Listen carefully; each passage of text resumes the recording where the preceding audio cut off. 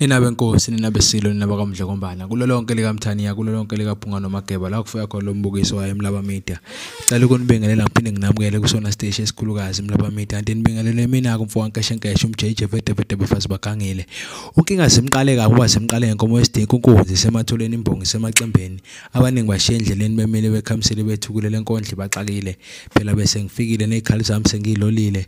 Sengishipe niphepha nalolu limi lokwaZulu uZulu omkhulu ngangezulu ngingumZulu phaqa futhi ngiyashaqa amafindo bekufasiwe ngiyaqaqa. Cha ngithi udaba esizokhuluma ngalo namhlanje indaba yayo lenkabi lena bafowethu umbuso wamagceko bafowethu siyayithanda bafowethu leya podcast imnandi kakhulu kodwa ke sizokubeka ukuthi mina bafowethu ngiyibuka ngathi leya ndaba izoqhatha abaculi. Mangithi ngiyibheka nje mfowethu uGezani kufuna ilungise le ndaba yakhe ufuna ilungise imibuzo ayizoyibuza abaculi ngoba cha izobaqhathi baqede makuthi yona ndlela yokuthi athole ngayo mhlawumbe ama viewers nani yikho lokuthi aqhatha abaculi cha leya uyikhandela umbuzo nje yakhe le ibuzwa lapha na imibuzo nje ezoqhatha abaculi ngendlela yesimanga.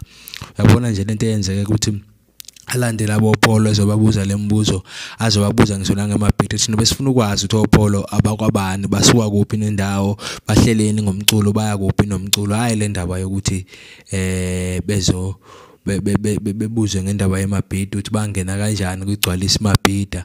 Uyabona babangane egcomelisha kuze kufone intombazane ibuze lo yambuzo eyobuza ngegcomelisha nje ayikho ngempela le nto leya iliphutha kakhulu makuthi akayiboni ngempela mina ngizoyisho nje ngisho cha bafowethu iyiphutha leliyana kufuneka zami kuyilungisa uGezani le nto leya zami kuyiqoqa imibuzo azoyibuza kubantu lapha ngoba cha lokho akuzoqhatha abaculi ngendlela yesimanga. Hlala nami ngihlale nawe ngicela udlule ngo like no share no subscribe.